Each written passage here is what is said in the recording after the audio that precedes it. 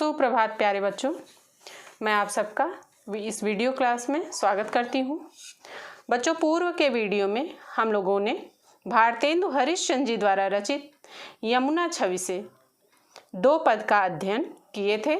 आज के इस वीडियो में उसके आगे के पद का अध्ययन करेंगे। पाठ का नाम बच्चों आप जान ही रहे हैं, यमुना छवि है और इसके रचयिता हैं भारतेंदु हरिश्चंद्र जी।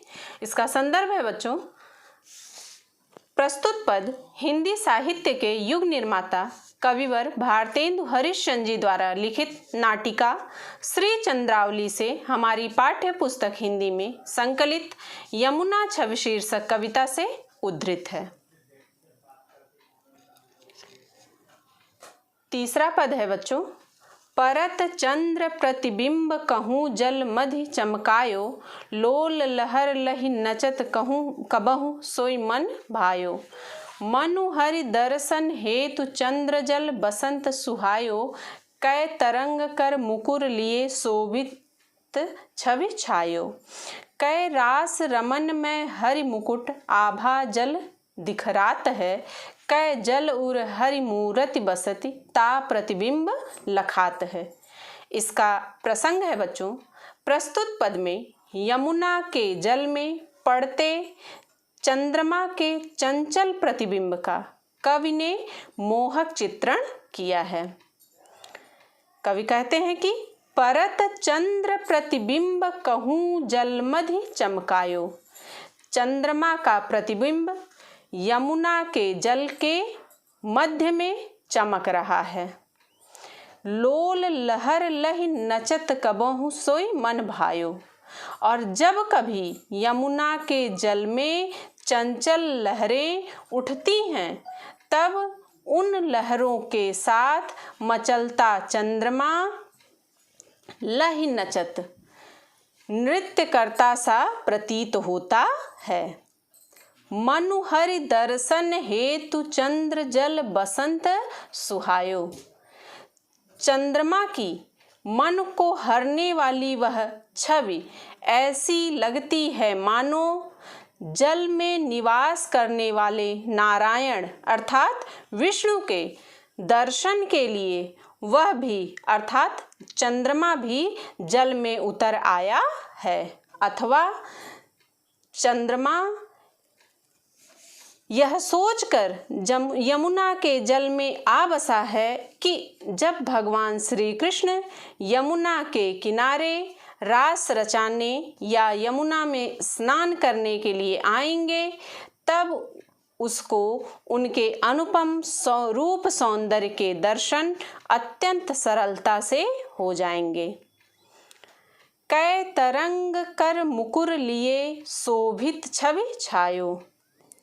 कहते हैं अथवा चंद्रमा का वह प्रतिबिंब ऐसा शोभित होता है मानो तरंगों ने अपने हाथ में मुकुर अर्थात दर्पण, तो तरंगों ने अपने हाथ में दर्पण ले रखा हो। कै रास रमन में हरि मुकुट आभा जल दिखरात है। कवि आगे कहते हैं कि कै माने अथवा रास रमन में हरि मुकुट आभा जल दिखरात हैं। यमुना किनारे रास क्रीड़ा में रमे हरि अर्थात भगवान विष्णु के मुकुट की आभा ही चंद्रबिंब के रूप में यमुना के जल में दिखाई पड़ रही है। कै जल उर हरि मूरति बसति ता प्रतिबिंब लखात है।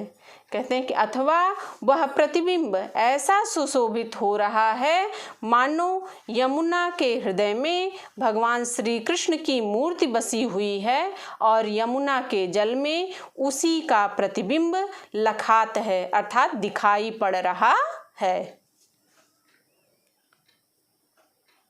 काव्यगत सौंदर्य है। इसका पहला पॉइंट है, चंद्र छवि का आलंबन रूप में प्रस्तुत पद में चित्रण किया गया है। दूसरा पॉइंट है, कवि ने जल में पड़ते चंद्रबिंब की उत्प्रेक्षा की कल्पना के द्वारा रमणीय चित्रण किया है।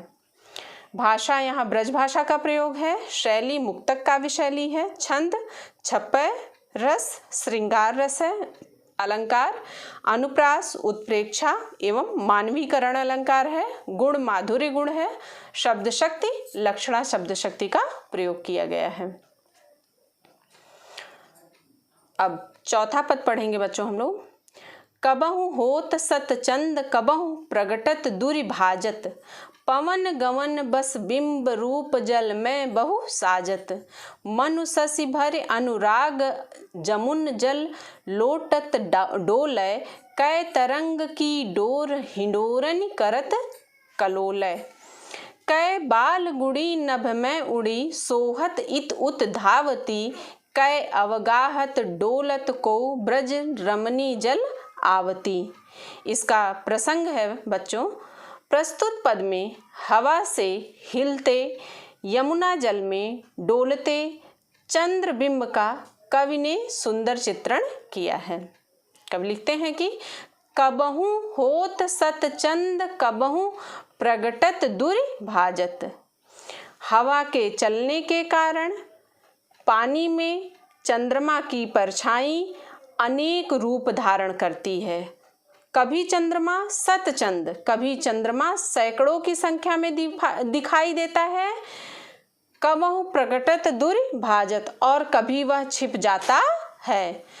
पवन गवन बस बिंब रूप जल में बहु साजत, हवा के कारण चंद्रमा की हिलती हुई परछाई ऐसी प्रतीत होती है मानो मनु शशि भरि अनुराग जमुन जल लोटत डोलय, मानो चंद्रमा प्रेम से परिपूर्ण होकर यमुना के जल में लोटता हुआ घूम रहा हो।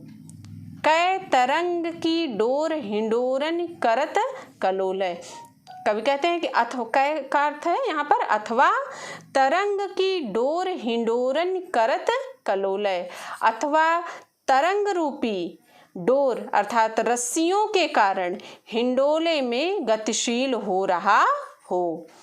कै बाल गुड़ी नभ में उड़ी सोहत इत उत धावती, अथवा बाल गुड़ी अर्थात बालक की पतंग, नभ में आकाश में, अथवा किसी बालक की पतंग आकाश में उड़ी सोहत इत उत धावती, इधर उधर दौड़ती हुई सुशोभित हो रही हो। तो अथवा किसी बालक की पतंग आकाश में इधर उधर दौड़ती हुई सुशोभित हो रही हो। कै अवगाहत डोलत को ब्रज रमणी जल आवती, अथवा कोई ब्रज रमणी अर्थात ब्रज युवती जल में स्नान करती हुई एवं डुबकियां लेती हुई अर्थात जल विहार करती हुई घूम रही हो। इसका काव्यगत सौंदर्य है बच्चों, पहला पॉइंट है इसका कि कवि ने यमुना के स्वच्छ जल में पड़ती हुई चंद्रमा की परछाई का अत्यधिक रमणीय चित्रण किया है। भाषा यहाँ ब्रज भाषा का प्रयोग है, शैली मुक्तक काव्य शैली है, छंद छप्पय छंद का प्रयोग है, रस यहाँ पर श्रृंगार रस का प्रयोग है, अलंकार यहाँ अनुप्रास उत्प्रेक्षा एवं संदेह अलंकार का प्रयोग किया गया है, गुण माधुर्य गुण है, शब्द शक्ति लक्षणा शब्द शक्ति का प्रयोग किया गया है। तो बच्चों आज के इस वीडियो में हम लोगों ने तीसरे एवं चौथे पद का अध्ययन किया है। उम्मीद करती हूँ आपको समझ में भी आया होगा। जहाँ कहीं आपको समस्या हो आप कमेंट बॉक्स के माध्यम से मुझसे पूछ सकते हैं। मिलते हैं बच्चों अगले वीडियो में। धन्यवाद।